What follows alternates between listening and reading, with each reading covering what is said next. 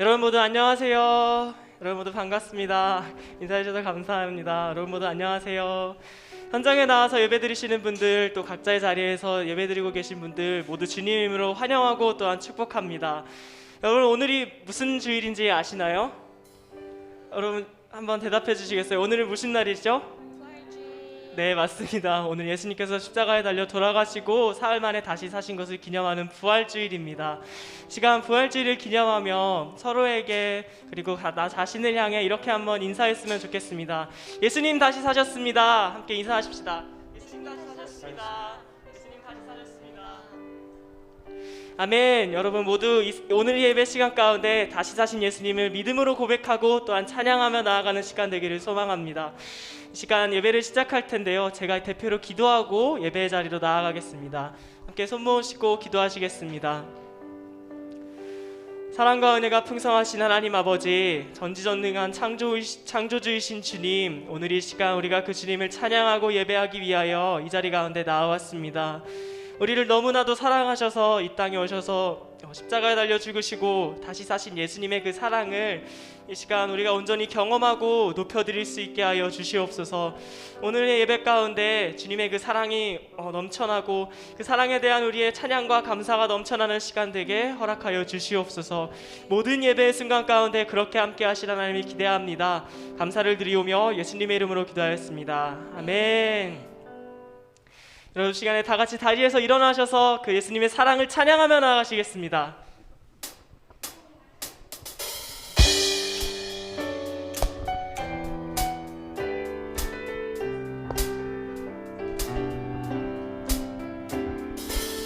하늘보다 높은 주의 사랑, 하늘에서 주 잠이 내려 영원한 사랑 알게 하소서.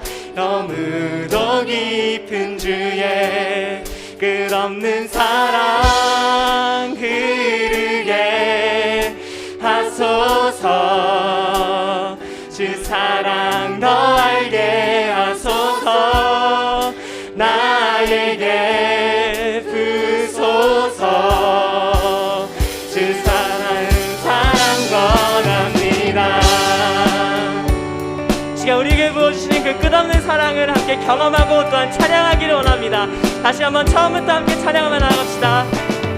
하늘보다 높은 주의 사랑, 하늘에서 주 잠이 내려 영원한 사랑 알게 하소서. 너무도 깊은, 한 번 더 외웁시다. 하늘보다 높은 주의 사랑, 하늘에서 주 잠이 내려 영원한 사랑 알게 하소서.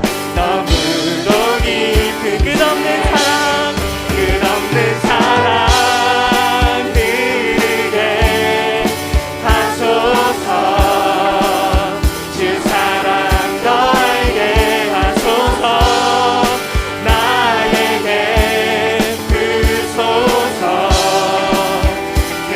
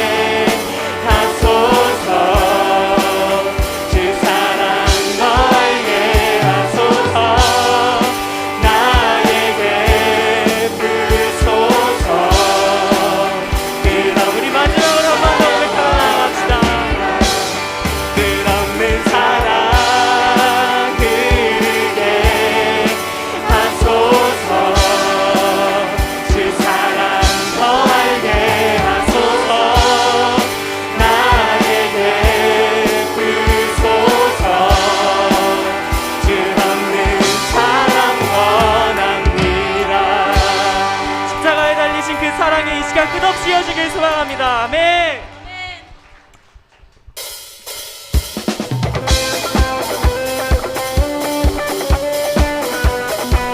이 시간 함께 박수 치면서 우리를 위하여 죽으신 하나님 얼마나 크고 놀라우신 분인지 함께 찬양으로 고백하며 나갔으면 좋겠습니다.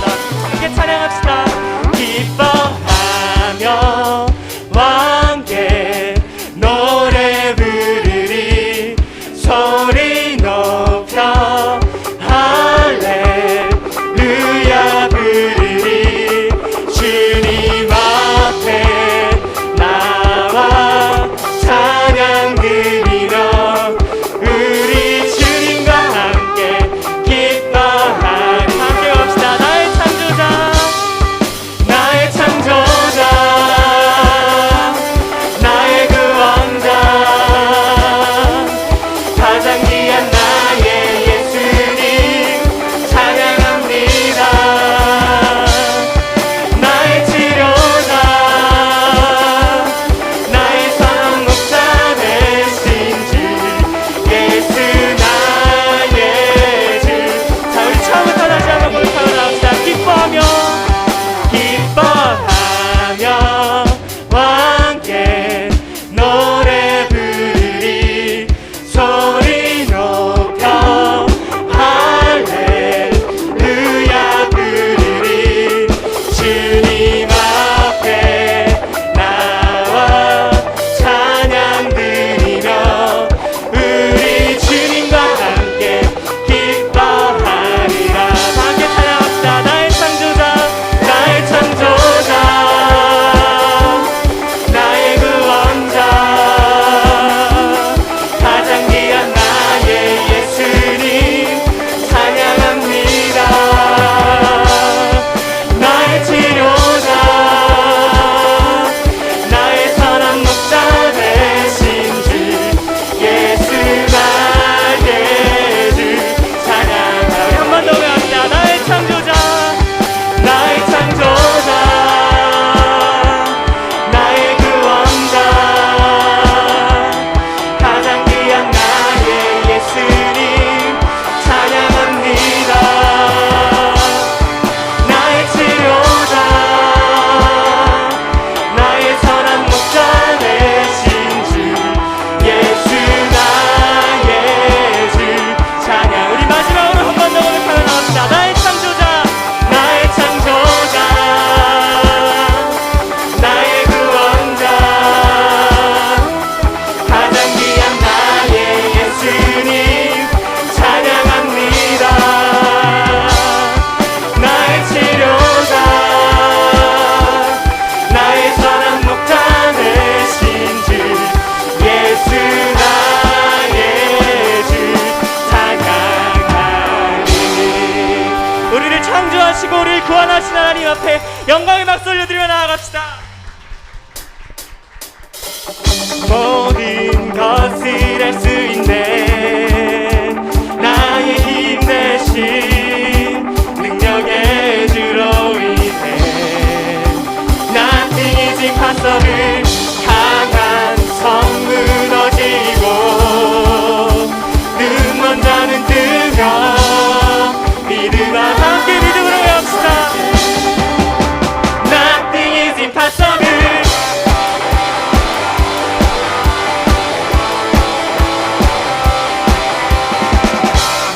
이 시간 다 함께 박수 치면서 전지전능하신 하나님 앞에 찬양 올려드리며 나아갑시다. 보는 대로 살지 않고 느낀 대로 살지 않네. 내 깊은 곳에 계신 주님 모든 것 이루어 주시네. 모든 것을 할 수 있네 나의 힘 대신 능력의 주로 인해 Nothing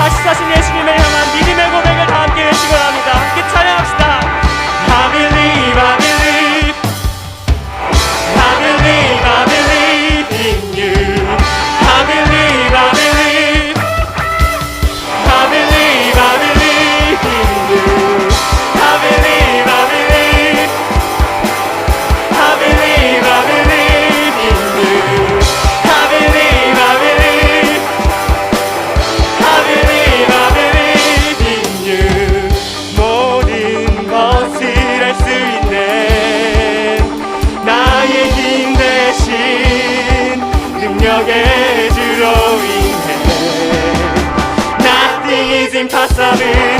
강한 성 무너지고 눈먼 자는 뜨며 믿음 안에 살 때 난 여기 왔다. I believe, I believe, I believe, I believe in you.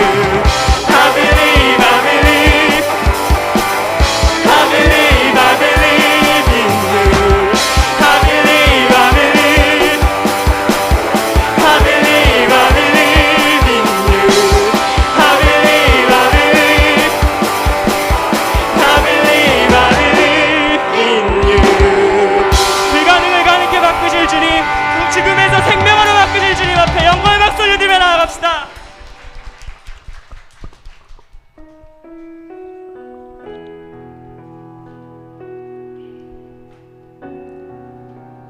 여러분, 이 시간은 자리에 앉으셔서 찬양하셔도 좋습니다.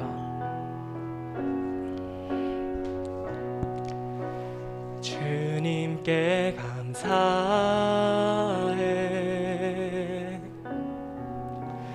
생명 주신 그 사랑, 내 부끄러운 죄를 사시고 놀라운 은혜 주네. 주님께 감사해.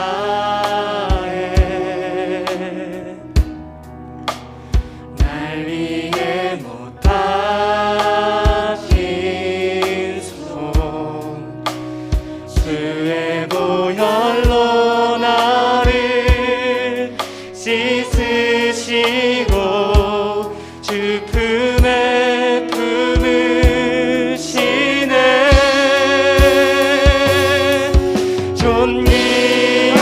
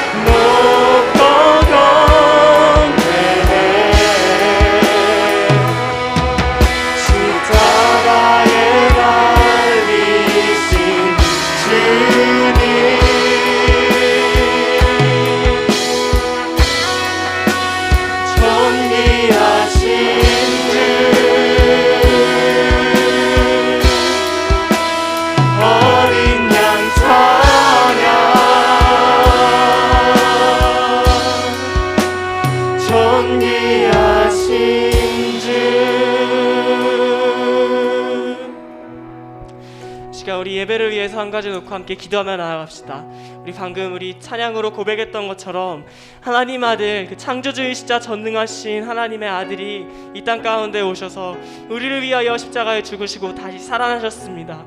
시간 함께 기도하실 때 하나님, 우리를 위하여 죽으신 그 예수님의 크고 놀라우신 사랑이 오늘의 이 예배 가운데 우리 가운데 온전히 깨닫게 되게 하여 주시옵소서. 우리가 그 예수님의 사랑을 온전히 깨닫고 그 사랑 가운데 감사함으로 그 사랑 높여드림으로 나아가는 시간 되게 하여 주시옵소서. 그렇게 우리와 함께 두 손을 모으고 하나님 앞에 그 기도 제목을 가지고 이 예배를 축복하며 기도하며 나아가시겠습니다. 함께 기도하십시다. 오 사랑과 은혜가 풍성하신 하나님 아버지, 창조주이시자 전지전능하신 주님이 우리를 사랑하셔서 이 땅에 오셔서 우리가 믿음으로 나아갑니다. 하나님 이 예배 가운데 우리가 그에게 위하여 시그니가 나에게 사랑, 그 시기의 사랑을 온전히 경험하게 하여 주시옵소서. 우리가 경험할 그 놀라우신 사랑을 여전히 높여드리며 나아가게 하여 주시옵소서. 우리 매일의 삶 가운데 십자가의 사랑이 살아 숨쉬기를 소망합니다. 우리 매일의 삶 가운데 예수의 사랑이 살아 숨쉬기를 소망합니다. 하나님 예배를 통하여서 하나님의 사랑을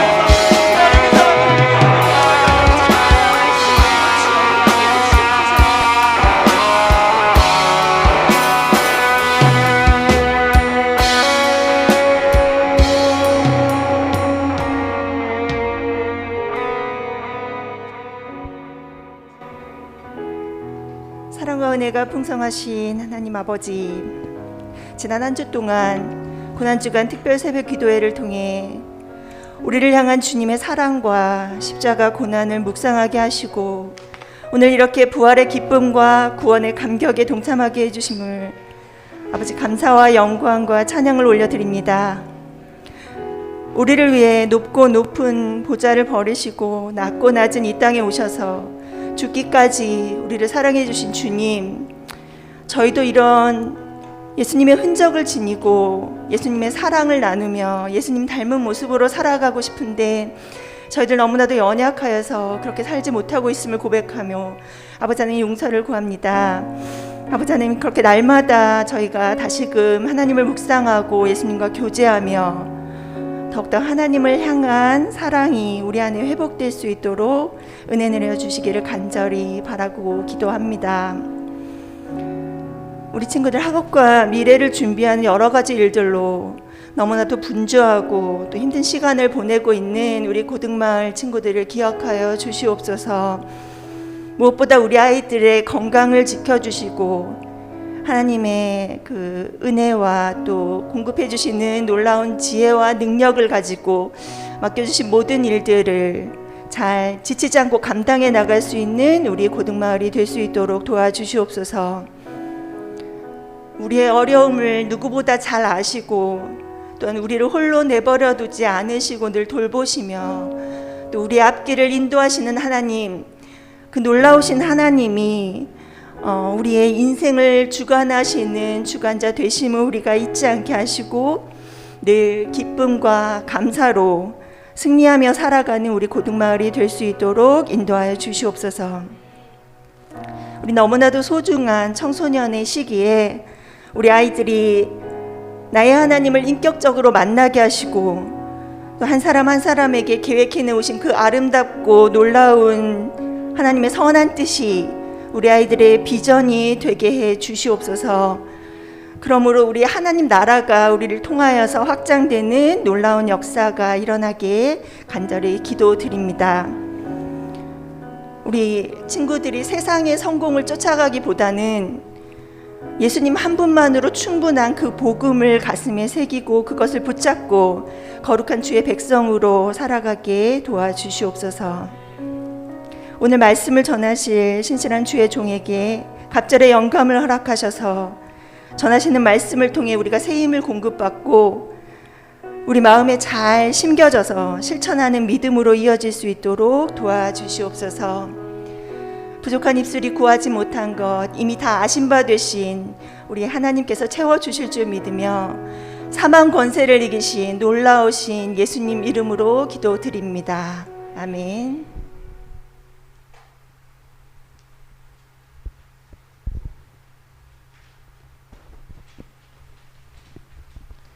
지금은 성경 봉독 시간입니다. 모두 자리에서 일어나 주세요. 오늘 말씀은 요한복음 20장 1절에서 7절 말씀입니다. 안식 후 첫날 일찍이 아직 어두울 때에 막달라 마리아가 무덤에 와서 돌이 무덤에서 옮겨진 것을 보고 시몬 베드로와 예수께서 사랑하시던 그 다른 제자에게 달려가서 말하되 사람들이 주님을 무덤에서 가져다가 어디 두었는지 우리가 알지 못하겠다 하니 베드로와 그 다른 제자가 나가서 무덤으로 갈새 둘이 같이 다름질하더니 그 다른 제자가 베드로보다 더 빨리 달려가서 먼저 무덤에 이르러 구부려 세마포 놓인 것을 보았으나 들어가지는 아니하였더니 시몬 베드로는 따라와서 무덤에 들어가 보니 세마포가 놓였고 또 머리를 쌌던 수건은 세마포와 함께 놓이지 않고 딴 곳에 쌌던 대로 놓여 있더라. 아멘.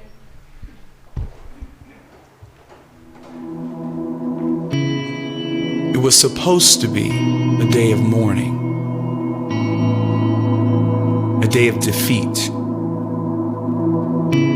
It was a day for the critics and skeptics to point the finger with smug satisfaction and declare, your Savior was a fraud. His death has proven it. He is buried, he is gone, and he will be forgotten.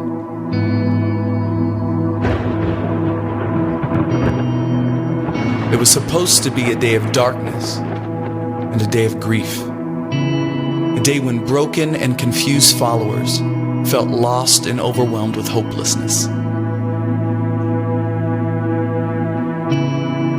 Even those who went to visit the tomb that day expected to find nothing more than a lifeless body. It was supposed to be a day of sadness and weeping.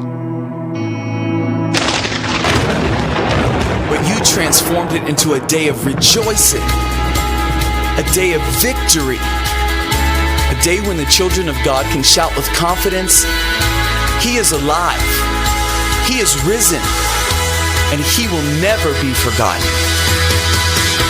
This day has driven out all darkness and grief, erased all sin and shame. A day when followers of the true Savior are flooded with purpose, promises, and hope. This day echoes through the halls of history as the day our King crushed the head of the snake, tore through the chains of death itself, and claimed mankind for His kingdom.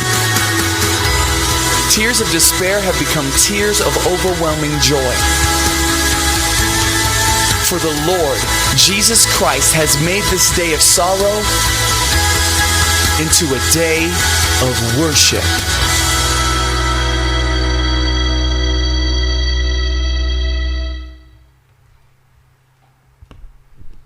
네, 여러분 안녕하세요. 우리 옆에 친구와 이렇게 한번 인사 나눠봅시다. 예수님이 부활하셨대.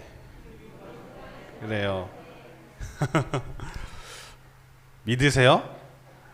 아멘. 예수님이 부활하신 부활 주일입니다. 예수님께서 부활하심을 또 기뻐하는 날인데요. 현장에 친구들이 정말 많이 왔어요. 이제 의자를 더 깔아야 될 수준으로 이제 정말 많이 오고 있는데, 줌으로도 지금 50명, 60명 가까이 되는 친구들이 함께 예배를 드리고 있습니다. 우리 친구들 함께 풍성한 은혜 나누는 오늘 부활주일 될 수 있었으면 좋겠습니다.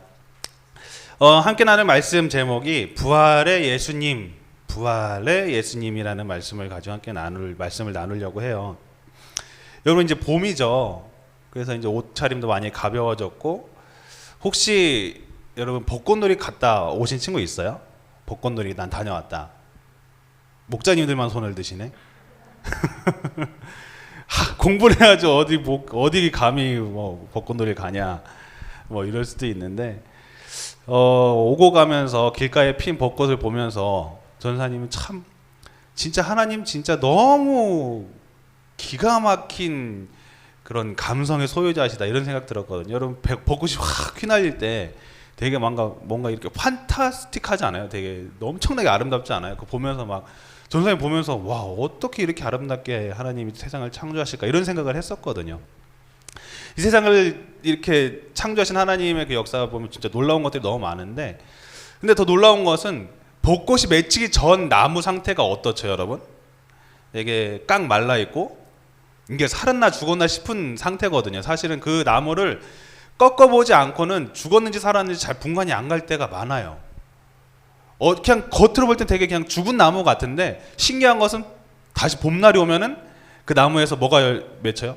그 꽃봉우리가 맺히기 시작하고 거기서 이제 꽃잎이 나고 푸르른 녹음이 막 푸르기 시작한다는 거예요. 그런 거 볼 때마다 야, 너무 신기하다. 이 죽은 것 같은데 다시 살아나는 이런 모습들이 너무 신기하다. 이런 생각이 들 때가 있습니다. 마찬가지예요. 여러분, 우리에게도 부활되어 사람은 죽었다고 생각하지만 이제 죽음이라는 겨울이 지나서 예수님께서 오시는 그 봄날이 오면은 그 새싹의 밭이 피어나듯이 많은 이들이 죽음에서 생명으로 옮겨지는 날이 바로 이 부활의 날이라는 거죠. 부활을 모르는 것처럼 슬픈 게 없을 것 같아요. 왜 그럴까요? 여러분들 키우는 강아지 죽을 때 기분이 어때요? 아싸 죽었다 이런 사람은 없을 거예요.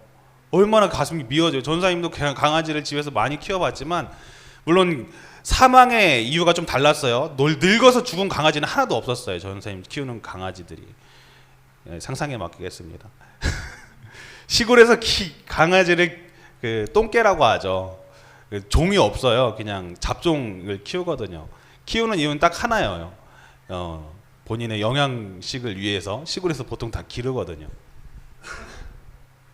뭐 흔히들 그런 거 보면서 막 야만스럽다 이렇게 얘기하는데 어르신들한테는 그 강아지를 집안에 기르는 것 자체가 이해가 안 되는 거거든요. 야, 무슨 개를 집안에서 키우냐. 막 하면서 전사님도 어떻게든 개를 좀 이렇게 집안에서 키우려고 부모님하고 하다가 전사님이 쫓겨난 적도 있었어요. 그래서 개 집에 들어가서 막 울면서 막 쭈그려서 막 너 아무도 몰라준다면서 막 개 막 부둥켜 안고 그런 적이 있었는데, 근데 그렇게 마음을 주면서 키우던 강아지조차도 죽으니까 전사님 정말 너무 마음이 막 무너지는 경험을 많이 했었어요. 그래서 강아지를 돌 무덤 만들어서 막 묻기도 하고 그렇게 했었거든요. 문득 이런 궁금한 점이 생기는 거예요. 그러면은 걔는 죽으면 어떻게 처리해야 되나? 어떻게 처리해야 돼요? 보통 이제 화장하는 집도 있다고 하는데 일반 쓰레기로 들어가서 이렇게 버리면 된다고 하더라고요. 예, 이게 강아지의 죽음입니다. 이걸 보고 개 죽음이라고도 할 수도 있는데 얼마나 슬퍼요. 내가 기르던 개가 그렇게 막 비참한 죽음을 맞이한다는 게 얼마나 슬퍼요.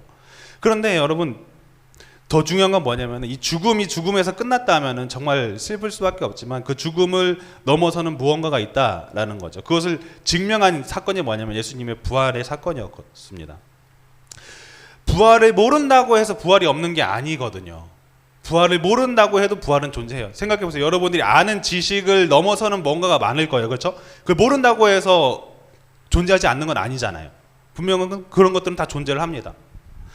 흔히 이런 개그도 있어요. 하루살이랑 뭐 이런 메뚜기랑 만나서 놀다가 이제 하루 해가 지니까 내일 만나 하고 이제 헤어졌는데 하루살이가 뭐라고 했다고 하죠?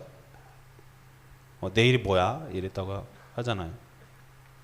하루살이가 내일을 모른다고 해도 내일이라는 것은 존재해요. 그렇죠?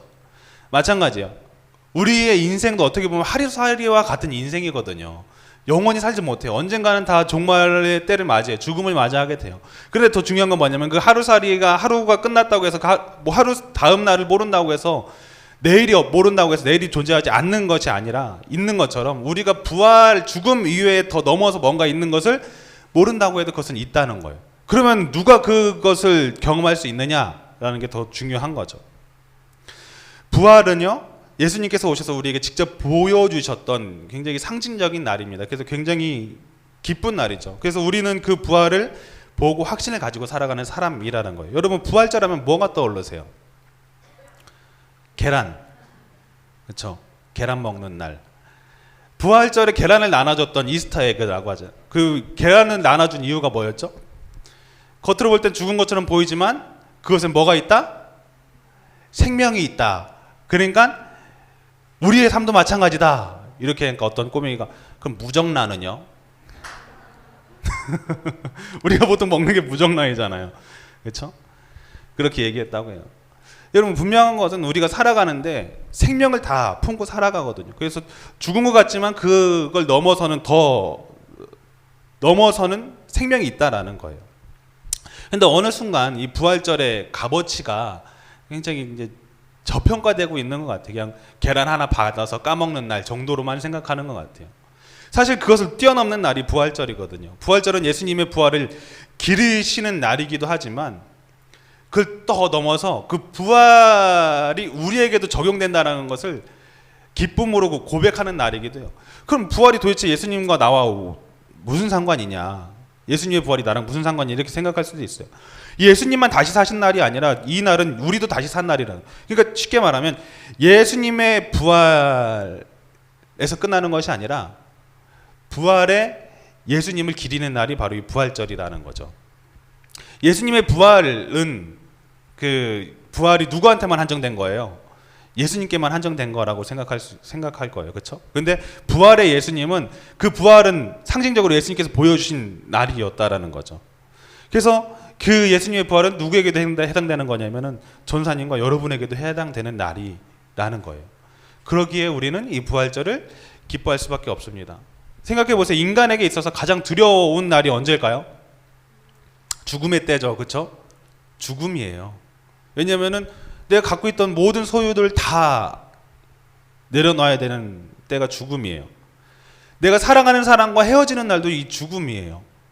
아무리 죽고 못 산다고 100년 가약을 맺은다고 해도 결국은 둘은 죽게 되거든요. 언젠가는 헤어져야 되거든요. 전사님도 무서울 때가 언제냐면 요즘 문득문득 드는 생각이 부모님이 돌아가시면 어떻게 하지라는 그 두려움이 가끔씩 생겨요. 막 못 견딜 것 같은 거야. 죄송하니까. 그러니까 부모님을 생각할 때마다 막 오래 사셔야 되는데 건강하셔야 되는데 이런 생각이 막 들어요. 아마 많은 사람들도 마찬가지입니다. 이 죽음이라는 것을 달가워할 사람은 없을 거예요. 왜냐하면 모든 것의 끝이거든요. 하지만 예수님께서 이 부활 사건을 통해서 죽음이 끝이 아님을 보여주셨다라는 거예요. 그렇기 때문에 예수님의 부활은 곧 우리들의 부활입니다. 믿으십니까, 여러분? 네. 우리들의 부활이라는 것은요, 예수님을 믿는 우리를 죽음의 권세가 해치지 못한다라는 이야기예요. 더 이상 이제 죽음이 끝이 아니다라는 거죠.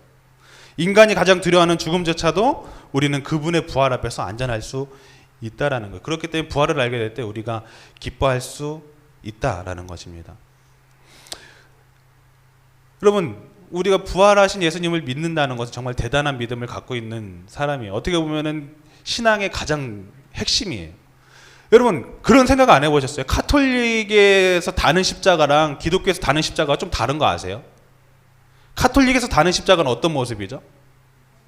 예수님이 달려 계세요.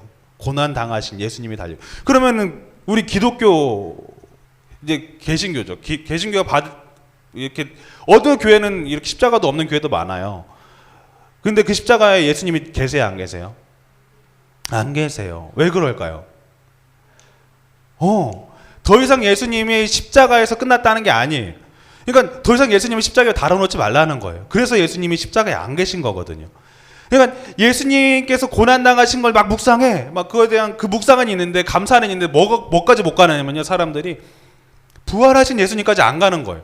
예수님이 십자가 사건까지는 기억을 해. 그리고 거기까지 믿어요. 그런데 어디까지 못 가요? 부활하셨던 예수님을 믿지 못한다는 거예요. 이성적으로 생각하면 맞아요. 예수님께서 오셔서 십자가에 달려가신 거 이성적으로는 다 가능한 일이죠. 근데 뭐가 이성적으로 불가능하냐면 죽은 사람이 산다고? 이건 불가능한 거거든요. 그러니까 사람들이 거기까지 쉽게 가지 못하는 거예요. 예수님께서 부활하셨다는 소식을 듣고 제자들의 반응이 어땠을까요? 와, 할렐루야! 드디어 예수님이 사셨다! 이러했을까요? 그게 아니었어요. 예수님께서 부활하셨다라는 얘기를 듣고 제자들의 반응은 되게 어처구니 없었습니다. 예수님의 부활 소식을 가장 먼저 본 이들이 누구였냐면요, 막달라 마리아와랑 다른 여인들이었어요. 요한복음 20장 1절, 2절 말씀 다 같이 한번 읽어볼게요. 시작. 안식 후 첫날 일찍이 어두울 때에 막달라 마리아가 무덤에 와서 돌이 무덤에서 옮겨진 것을 보고 시몬 베드로와 예수께서 사랑하시던 그 다른 제자에게 달려가서 말하되 사람들이 주님의 무덤에서 가져갔다. 어디에 두었는지 우리가 알지 못하겠다 하니. 예수님의 시체가 사라진 거예요. 무덤은 이미 열려 있고. 그러니까 이제 이 여인들이 놀래가지고 헐레벌떡 따져와서 이제 누구한테 말하냐면 그 제자들한테 말한 거죠. 시몬 베드로랑 예수님의 사랑하는 제자라고만 써 있는데 요한인 거예요. 이 요한복음을 지은 요한이에요. 그래서 이 제자들이 헐레벌떡 찾아오니까 어떻게 하냐면은 무덤이 사라진 걸 봐요. 그래서 어떻게 된 건가 되게 기이 여겼다라고 성경은 기록을 해요. 누가복음 보면은 또 이렇게 말씀합니다. 누가복음 24장 10절 말씀을 보면은 이렇게 말씀해요. 이 여자들은 막달라 마리아와 요한나와 야고보의 모친 마리아라 또 그들과 함께한 다른 여인들도 이것을 사도에게 알리니라. 사도들은 그 말이 허탄한 듯 들려 믿지 아니하나. 자, 예수님께서 시체가 사라졌다. 그래서 그 여인들은 뭐라고 얘기했냐면 예수님께서 부활했다라고 고백을 하거든요. 그러니까 이 제자들이 그걸 듣고 뭘 했어요? 믿었어요? 믿지 않았어요. 그 말이 허탄한 듯 들렸다라고 말합니다. 믿지 않았다라고 이야기하는 거예요. 예수님의 부활을 전했지만 믿지 않았습니다. 베드로와 요한만이 누가 예수님의 시신을 훔쳐갔는가 싶어서 헐레벌떡 올라왔지만 그 부활하신 예수님을 그 자리에서 믿어서 고백한 제자들은 아무도 없었다라는 거죠. 더 놀라운 것은 예수님 부활하셨던 그 모습을 제자들한테 계속 보이세요. 엠마오로 가는 제자들 2명의 제자들에게 예수님께서 보이십니다. 그 세번역 성경에 이렇게 써 있는데요.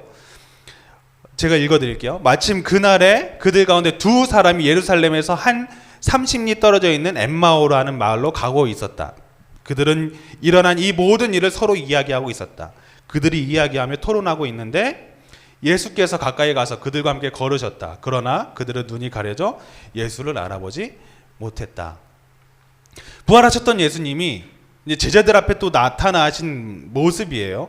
근데 제자들이 가면서 엠마오로 가면서 뭐라 하냐면 예수님이 십자가에 달려 돌아가신 일에 대해서 자꾸 이야기하는 거예요.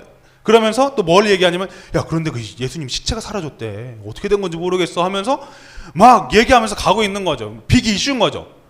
어떻게 시체가 사라졌어? 누가 훔쳐갔을까? 왜 없어졌을까? 그런데 그때 옆에 누가 딴 하고 나타나요? 예수님이 도로 가고 있는데 예수님이 딱 간 거예요. 저기 무슨 얘기하고 있어요? 이러니까 그 둘이 딱 보고 예수님 보고 뭐라고 했어요? 예수님 이런 게 아니라 뭐라고 얘기한 줄 아세요? 어이 당신 그것도 모르냐고 지금 무슨 사건이 일어나는지 모르냐고 지금 예수님의 시체가 사라졌다고 막 이렇게 얘기하거든요. 예수님이 부활하셨다는 것을 몰랐어요. 예수님이 바로 옆에 있는데도 몰랐어요. 예수님이라고 상상조차 못한 거지. 되게 예수님이 흔남이었나 봐. 흔한 얼굴. 그냥 평범한 얼굴. 되게 훈남이고 미남이었으면은 이렇게 외모가 광채가 나니까 예수님이다 딱 알아볼 텐데 못 알아보는 거야. 이 제자들이. 바로 옆에 있는데도.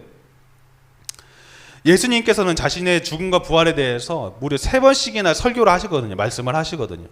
근데 그것을 기억하지 못하는 거예요. 그때나 지금이나 설교한 말씀 기억 못하는 거는 제자들이나 우리들이나 똑같은 것 같아요. 그렇죠?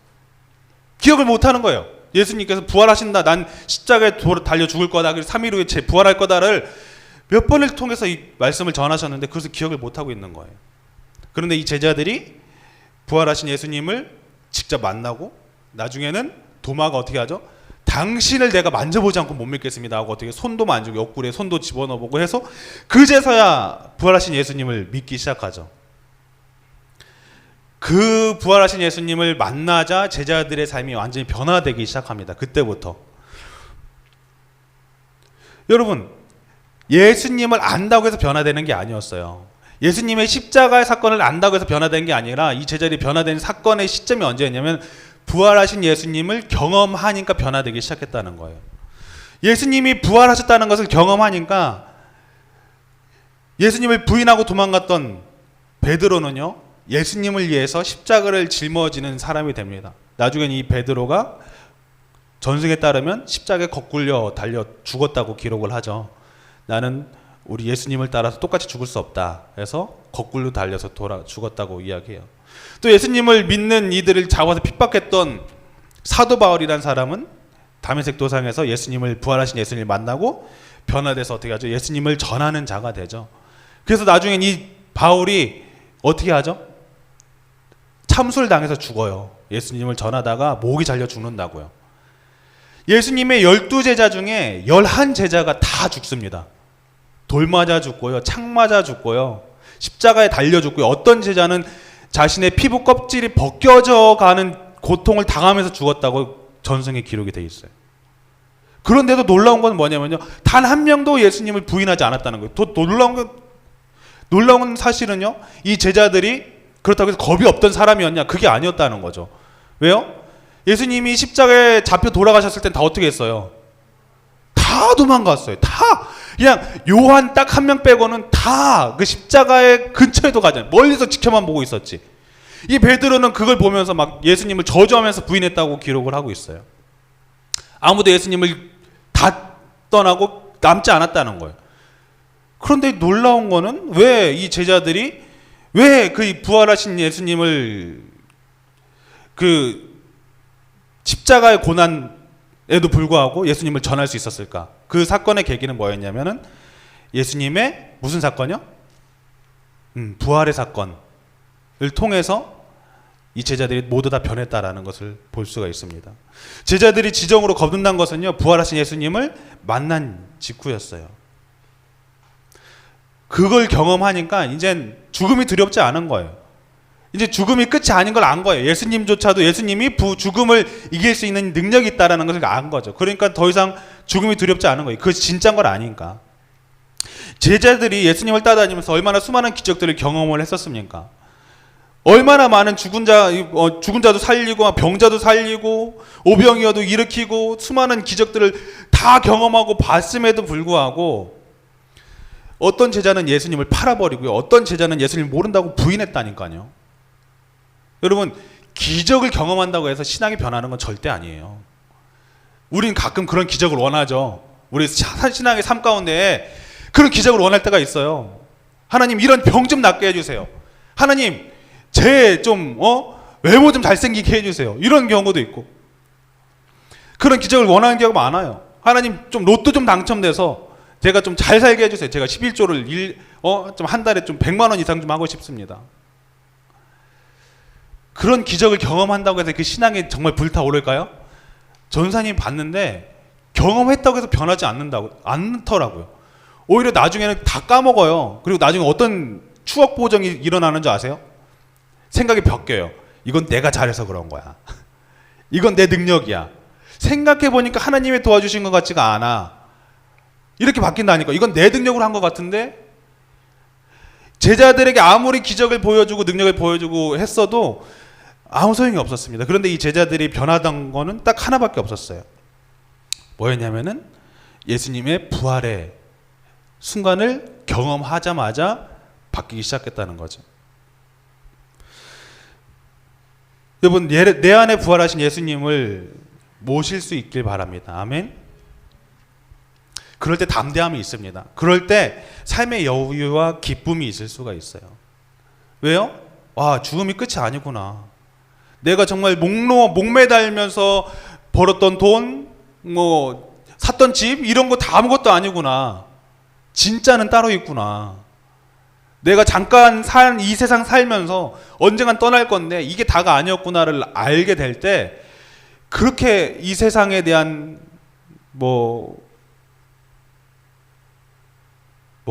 이 세상에 대한 그런 마음도 별로 없어지고,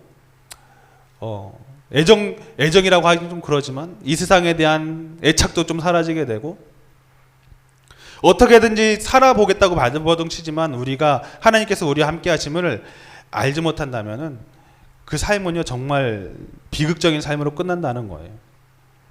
부활하신 예수님을 우리가 우리 안에 모실 수 있어야 됩니다. 부활은, 여러분, 어떤 사람은 말해요. 역사적인 신화다. 이렇게 이야기합니다. 그래서 부활하신 예수님을 많이 이렇게 전하게 되면은 그건 다 뻥 아니냐, 이건 거짓 아니냐, 이렇게 말하는 사람들이 많아요. 근데 사실이라는 것은요, 확실한 증거와 근거가 남아야지 사실로 기록이 되거든요. 재판을 할 때 피의자가 무죄라는 것을 증명하기 위해서는 뭐가 필요하죠? 증거와 증인이 필요해요. 증거와 증인을 통해서 그것이 진실임을, 어떤 것이 진실임을 알리게 돼요. 만약에 여러분, 증인이 한두 명밖에 없다면 그 사건을 덮이기가 쉬울까요, 어려울까요? 쉬워요. 그래서 옛날에는 덮인 사건들이 굉장히 많았어요. 왜냐하면 증인들이 별로 없을 수도 있고, 요즘은 이제 막 카메라가 많잖아요. 그렇죠? 그러니까 그 카메라를 통해서 막 CCTV를 통해서 혹은 블랙박스를 통해서 이제 사건의 진상을 가리기가 쉬워졌는데 옛날엔 그것이 어려웠다고요. 그러니까 묻힌 사건들이 굉장히 많았어요. 예를 들면은 전사님이 길을 가다가 쓰레기를 버리는 모습을 한두 명이 봤다. 그것을 전사님 그 자리에서 그 친구들 잘 구슬려서 맛있는 거 사주면서 치킨 사주면 야 전사님 이거 쓰레기 버렸던 거 이제 조용히 해야 된다 하면서 입단속을 한다면은 묻히긴 쉬웠을 거야. 그런데 만약에 전사님이 이 자리에서 쓰레기를 버리고 가르침을 받는 걸 여러분들이 봤다. 그 사건을 덮을 수가 있을까요, 전사님이? SNS에 발로 올릴 거야 아마. 전사님이야 강단 위에서 침 뱉더라 하면서 그걸 전사님이 어떻게 케어할 수 있을까요? 일파만파 퍼지는 그 소문을 못해요. 여러분 여러 사람이 보기 시작하든 어떤 사건을 여러 사람이 봤을 때 그 사건에 대한 그 진상을 막는다는 건 불가능합니다. 마찬가지 예수님께서 부활하셨다는 사건을 엄청나게 많은 사람들이 봤어요. 그래서 이것을 덮을래야 덮을 수가 없는 거야. 심지어는 예수님의 실체를 봐야지 믿지 나는 절대 못 믿는다고 말했던 제자들조차도 예수님의 그 몸을 만져가면서 경험하고 믿었다니까요. 이런 증인들 뿐만 아니라 많은 역사 서적에서도 예수님의 흔적을 찾아볼 수가 있습니다. 그래서 이 부활 사건을 가만 보면은 성경을 가만히 보면은 약간 조금씩 틀려요. 어떤 여인이 몇 명이 찾아갔다 인원수도 조금씩 틀려요. 어떤 사람 어떤 데는 2명이 찾아갔다 어떤 사람은 막 3명 4명이 찾아갔다 무리가 찾아갔다 이렇게 이야기하고 있고 다 조금씩 달라요. 그런데 더 놀라운 건 뭔지 아세요? 역사학자들이 말하는 거는 그러기 때문에 이것이 진짜일 가능성이 훨씬 높다고 이야기해요.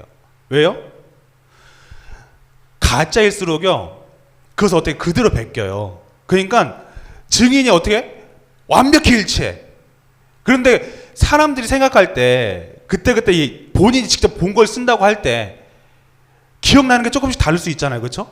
시간 순서도 조금 다를 수 있거든요. 그러니까 어떻게 내가 경험한 걸 써야 되니까 내가 봤던 건 마리아만 갔어. 근데 다른 사람들이 봤을 때 마리아가 갔다가 중간에 다른 여인들을 합세했어. 이걸 또 봤을 수도 있거든요. 그러니까 조금씩 이야기가 주장이 다르다는 것은 무엇을 이야기하냐? 그것이 진짜이기 때문에 조금씩 다르다고 이야기해요. 같은 사건을 여러분 보게 된다고 할 때 책을 통해서 보는 거랑 직접 보는 거랑 어떻게 달라요? 책을 통해서 보게 되면요 똑같이 증언할 수 있어요. 텍스트로 봤기 때문에. 그런데 직접 보잖아요? 조금씩 달라요 얘기가. 왜 생각나는 게 좀 다르거든. 그 사람 무슨 옷 입고 왔었지? 그때 회색 옷 아니었어? 아니 검은색 옷이었는데? 왜? 내가 뭘 관심을 두고 보느냐에 따라 되게 다르거든요. 예수님의 부활 사건도 마찬가지였어요. 엄청나게 많은 사람들이 경험하고 보니까 조금씩 시간 차도 있고 조금씩 내용이 다를 수 있어요. 우린 그걸 보면서 야 이거 가짜 아냐? 얘기할 수 있지만 그게 아니었다는 게 진짜이기 때문에 조금씩의 차이가 있을 수 있어요. 많은 사람들이 봤기 때문에. 많은 사람들이 어떤 사람들은 예수님의 부활이 비과학적이다라는 이유로 거부를 합니다. 과학이라는 것을 우리는 지금 굉장히 신봉하는 세대에 살고 있죠. 그렇죠? 과학이라고 하면 일단 사람을 믿고 봐요. 과학적이다라고 생각하면 일단은 신뢰하고 봐요. 그래서 과학자다, 연구원이다라고 하면 일단 존경의 눈으로 쳐다봅니다. 야, 똑똑한가 보다. 근데 요즘 시대에 목사다, 전도사다라면 어떻게 보는 줄 아세요? 사기꾼 아니야. 약간 이렇게 쳐, 진짜로. 왜요? 이제 시대가 바뀌었어요. 물론 기독교인의 자세의 문제도 있죠. 근데 여러분 우리가 신뢰하는 그 과학에 정말 완전히 신뢰할 수가 있을까요? 과학이라는 것도요 계속 바뀝니다. 생각해 보세요. 500년 전에 과학적이라고 했던 증명했던 그런 사건들이 지금 와서 그것이 진짜일까요? 아니에요. 또 달라졌어요. 바뀌어요. 100년 전에 과학적으로 진리라고 증명됐던 사건들이 지금도 계속 바뀌고 있다는 거예요. 마찬가지 앞으로도 과학적으로 이건 맞다라고 생각했던 사건들도 100년 뒤면 또 바뀝니다. 그럼 뭐예요? 계속 바뀌는데? 과학적으로 증명됐다 맞다라고 생각하는데 그 사건들이 자꾸 바뀌는 건 뭐예요? 진리는 아니라는 거죠. 그런데 창세전부터 지금까지, 태초부터 지금까지 바뀌지 않은 사건이 있어요. 뭐예요? 예수님의 창조 사건이에요. 예수님의 그 사건이에요. 그건 바뀌지 않았어요. 단 한순간도 바뀐 적이 없었어요. 앞으로도 안 바뀔 거예요. 왜 그럴까요? 진리이기 때문에 그래요. 어떻게 보면 과학은 또 다른 종교와도 같아요. 같은 그것도 믿음을 동반해야 되는 거거든. 어떤 근거를 가지고 믿어야 되기 때문에. 그런데 그것이 나중에 또 틀릴 수가 있다라는 거죠. 그래서 우리는 잘 생각해야 돼요. 하나님을 믿을 것인가, 사람의 이성을 믿을 것인가. 예수님의 부활에 대해서도 많은 사람들이 비과학적인 이유라고 못 믿는 사람들이 있지만, 분명한 사실은 예수님의 제자들이 그 예수님을 봤다는 거예요. 그리고 그거에 대한 증인이 됐다는 거예요. 사도행전 4장 2절 보면은요, 예수님을 죽은 자 가운데 살아나셨다는 것을 증거하는 것을 싫어하는 사람들이 싫어했다고 정언합니다. 사도행전 4장 2절, 예수 안에 죽은 자의 부활이 있다고 백성을 가르치고 전함을 싫어했다, 이렇게 말해요. 지금도 마찬가지예요. 지금도 마찬가지로 예수님의 부활하심을 믿지 않고 전하지 않는 이들이 많습니다. 그냥 신화 정도로만 여기는 거죠. 우리나라 당군 신화도 마찬가지잖아요. 그렇죠? 뭐예요? 곰이 이렇게 마늘과 쑥만 먹어서 웅녀가 됐다. 약간 그 정도 수준으로 여기는 거예요. 박격거새가 알을 깨고 나왔다. 그런 수준으로 여기는 거죠. 그런데 여러분, 중요한 건 뭐예요? 박격거새가 알에서 나왔든 뭐 타조 알에서 나왔든 달걀에서 나왔든 그게 나랑 무슨 상관이에요? 상관없잖아요. 가끔씩 전사님이 이렇게 박씨라서 박격것에 대한 애정이 있었는데 그게 상관이 없다는 거예요. 생각해보세요. 당군이 웅녀랑 결혼했는데 그 웅녀가 뭐 곰이 이렇게 여자가 됐든 말이 여자가 됐든 소가 여자가 됐든 그게 우리랑 무슨 상관이에요? 상관없잖아요. 그런데 예수님의 부활 사건은 우리의 상관이 있다는 거예요. 그분의 부활은 곧 나의 부활이기 때문에 그렇죠. 예수님의 부활이 우리들의 부활입니다. 그분께서 오셔서 우리를 위해서 죽으시고 부활을 보이시면서 우리 또한 부활할 것을 예수님께서 말씀하셨다는 거예요. 그래서 사도 바울은 예수님의 부활을 의심하는 자들에게 이렇게 설교를 하셨습니다. 고린도전서 15장 12절에서 15절까지 말씀 다 같이 한번 읽어볼게요. 시작. 그리스도께서 죽은 자 가운데서 다시 살아났다 전파되었거늘 너희 중에 어떤 이들은 어찌하여 죽은 자 가운데서 부활이 없다 하느냐. 만일 죽은 자의 부활이 없으면 그리스도도 다시 살아나지 못하셨으리라. 그리스도께서 만일 다시 살지 못하셨으면 우리의 전파하는 것도 헛것이요 또 너의 믿음도 헛것이며 또 우리가 하나님의 거짓 증인으로 발견되리니 우리가 하나님의 그리스도를 다시 살리셨다고 증거하였습니다. 만일 죽은 자가 다시 살아나는 것이 없으면 하나님이 그리스도를 다시 살리지 아니하셨으리라. 야, 너희들 왜 부활이 없다고 하냐? 왜 이것이 거짓이라고 하냐? 만약에 그리스도께서 다시 살리지 못했다면 우리가 전파하는 것도 다 헛거다. 그리고 우리가 거짓 증거다. 거짓 증인이다. 그러면서 뭐라고 이야기하냐면요. 그것이 정말 헛것이라면 그 많은 이들 중에서 제일 불쌍한 자들은 바로 우리다라고 이야기해요. 죽은 자의 부활이 없었다면 예수님께서 다시 살 이유가 없었다는 거죠. 그리스도께서 다시 사는 것이 없었다면 지금 우리가 전하는 복음 또한 헛것이라는 거예요. 그리고 우리가 믿는 것도 헛것이라는 거죠. 그리고 우리가 믿는 것 또한 헛것이라면은 우리들 가운데서 이 세상에서 제일 불쌍한 사람이 누구냐? 바로 우리라고 이야기합니다. 예수님의 부활이 없었다면요, 지금 정말 우리가 믿고 있는 이 모든 것들이 헛것이고 정말 불쌍한 거가 되는 거예요. 얼마나 이 자리에 앉아있는 시간이 아까워요. 차라리 공부하러 가지, 차라리 에버랜드를 가지, 차라리 저기 벚꽃놀이 가지. 얼마나 헛된 시간이에요, 이 시간이. 만약에 하나님이 계시지 않는, 만약에 부활하신 예수님이 계시지 않았다면. 그런데 그 부활하신 예수님이 계시다라는 거죠. 그리고 또 우리는 부활의 증거자들이라는 사실 여러분들이 기억하시기 바랍니다. 누가복음 24장 이 46절에서 48절 이렇게 말씀해요. 또 이르시되 이같이 그리스도가 고난을 받고 제3일에 죽은 자 가운데서 살아날 것과 또 그의 이름으로 죄사함을 받게 하는 회개가 예루살렘에서 시작하여 모든 족속에게 전파될 것이 기록되었으니 너희는 이 모든 일의 증인이라. 아멘. 너희는 이 모든 일의 증인이다 라고 말씀하십니다. 여러분들이 바로 그 부활의 증인임을 기억하시기 바랍니다. 아멘. 여러분들이 바로 그 부활의 증인들이에요. 앞으로 전해질 증거들이에요. 그 부활이 있기에 우리의 삶은 참 소망이 있는 것입니다. 그 부활을 받기에 제자들이 죽음의 위협 속에서도 부활을 전했듯이 우리 또한 그렇게 부활의 예수님을 전하는 저와 여러분들이 될 수 있길 소망합니다. 아멘. 잠시 기도하겠습니다. 사랑해 주님 감사합니다. 오늘 예배 가운데 주님의 그 사랑을 경험하게 하신 주님, 주님의 마음을 다시 한번 알게 하시니 감사합니다. 주님의 그 부활이 결코 헛된 것이 아니고 결코 거짓이 아니고 진리임을 다시 한번 이 시간 마음에 새깁니다. 주님의 그 부활이 있기에 저희가 이 세상 살아가는 소망이 있습니다. 주님의 그 부활이 있기에 저희가 죽음을 두려워하지 않고 주님을 전할 수 있음을 고백합니다. 주님, 저희가 이 세상을 살아갈 때에 부활하신 주님을 바라보며 용기를 얻게 하여 주시옵소서.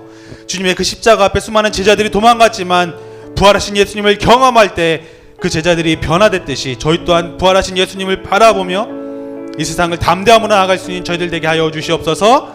감사드리며 예수님의 이름으로 기도드렸습니다. 아멘. 이 시간 다 함께 자리에 일어나서 한번 좀 기쁨으로 찬양하길 원합니다. 예수 열방의 소망이라는 찬양인데요, 이 시간 부활하신 예수님을 우리 마음간에 새기면서 기쁨으로 함께 찬양하며 나가시겠습니다.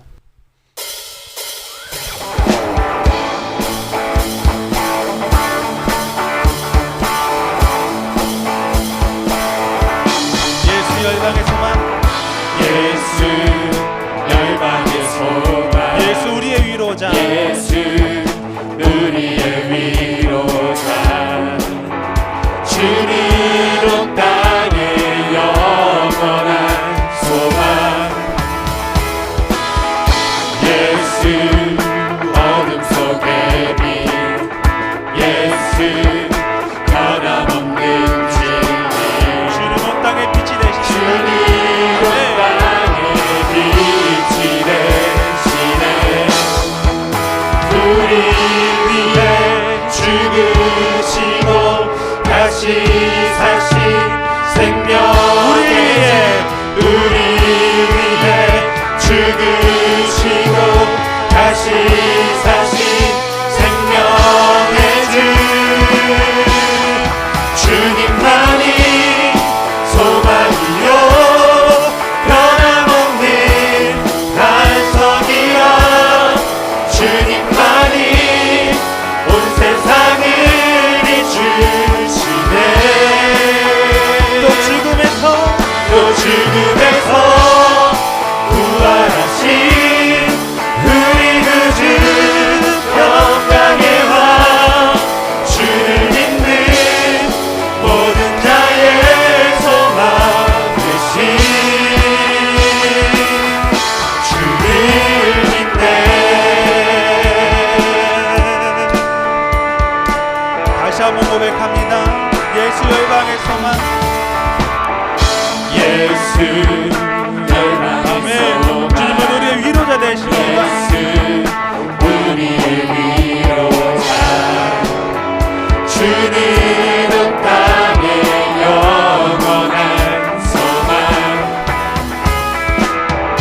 예수 어둠 속의 빛, 예수 변함없는 진리, 주는 온 땅에 빛이 돼 우리 위해서 죽으시고 우리 위해 죽으시고 다시 사신 주님이십니다. 다시 사신 생명의 우리 위해 주, 우리 위해 죽으시고 다시 사신 생명의 주,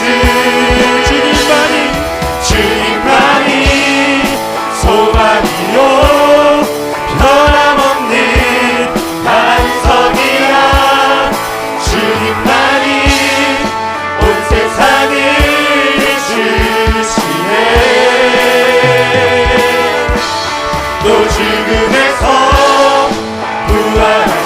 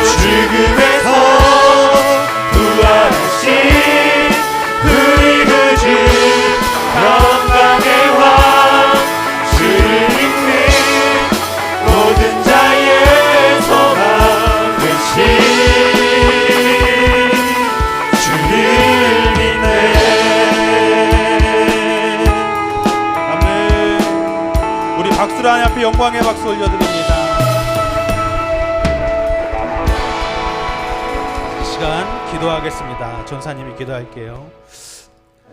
하나님, 세상 사람들은 부활이 없다고 이야기합니다. 주님, 부활이 없다면 저희가 이 세상을 살아가는 의미조차도 없음을 다시 한번 고백합니다. 주님께서 부활하셨기에 주님의 나라에 대한 확신을 저희들에게 신겨해 주셨고 또한 그 소망을 품게 하셨습니다. 주님, 주님의 부활이 곧 저희들의 부활입니다. 저희들이 죽음을 두려워하지 않고 주님을 전할 수 있는 것도 부활의 소망이 있기 때문임을 고백합니다. 주님, 저희들의 신앙이 십자가에서 멈추지 않게 하여 주시옵소서. 그 십자가를 넘어 주님의 부활까지도 바라보게 하여 주시옵소서. 그래서 주님, 주님의 그 부활을 통해서 저희들이 이 세상에 담대함으로 주님의 복음을 전할 수 있는, 부활하신 주님을 전할 수 있는 주님의 증거자들이, 주님의 증인들이 저희들이 되게 하여 주시옵소서. 주님, 증인들의 삶 가운데에 들어와 주셔서 저희들의 삶 가운데 수많은 역사들이 있게 하여 주시고, 저희들이 머리로만 주님을 경험하는 것이 아니라 저희들의 삶 가운데 주님의 수많은 역사들을 경험할 수 있는 주님의 증거자들 될 수 있도록 저희들의 삶 가운데 주님 관여하여 주시옵소서. 감사드리며 예수님의 이름으로 기도드립니다. 아멘.